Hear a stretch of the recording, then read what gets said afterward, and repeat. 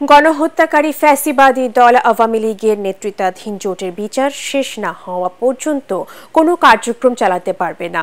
উপদেষ্টা পরিষদের পঞ্চম বৈঠক শেষে ফরেন সার্ভিস একাডেমিতে প্রেস ব্রিফিংয়ে এই সিদ্ধান্ত জানান অন্তর্বর্তীকালীন সরকারের অন্যতম উপদেষ্টা আসিফ মাহমুদ।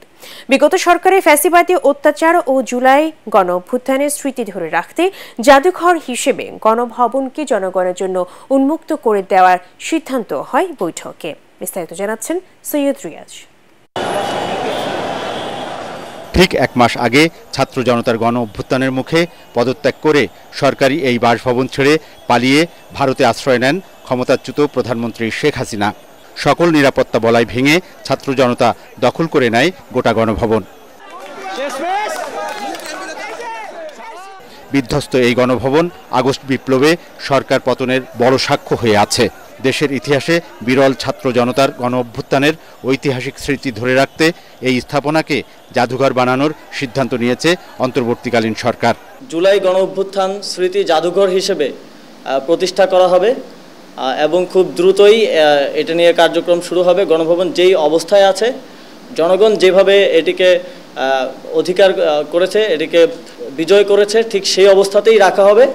এর মধ্যে ভেতরে আমরা একটি জাদুঘর প্রতিষ্ঠা করব, যাতে এই অভ্যুত্থানের স্মৃতি সংরক্ষিত থাকে। এ বিষয়ে আজকের উপদেষ্টা পরিষদের যেই বৈঠক, সেখানে সিদ্ধান্ত গৃহীত হয়েছে।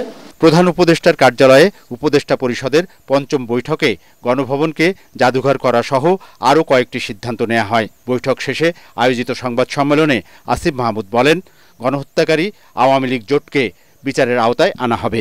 আমরা ইতিমধ্যেই দেখতে পেয়েছি বিভিন্নভাবেই যেই ফ্যাসিবাদী পরাজিত শক্তি, তাদেরকে পুনর্বাসন করার মতো বিভিন্ন কর্মসূচিও আমরা কিছু কিছু জায়গায় দেখতে পেয়েছি।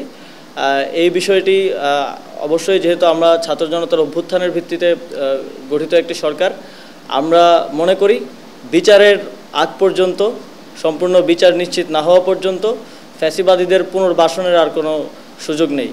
উপদেষ্টা পরিষদের বৈঠকে বন্যা দুর্গতদের পুনর্বাসন ও শ্রমিক অঙ্গনে বিশৃঙ্খলা নিরসনে কমিশন গঠনের সিদ্ধান্ত নেওয়া হয়। এছাড়াও জাতীয় জিন ব্যাংক ব্যবস্থাপনা নীতিমালা 2024-এর খসড়ার অনুমোদন দেয় উপদেষ্টা পরিষদ। তার স্মৃতিকে ধরে রাখার জন্য। সৈয়দ রিয়াজ, এটিএন বাংলা, ঢাকা।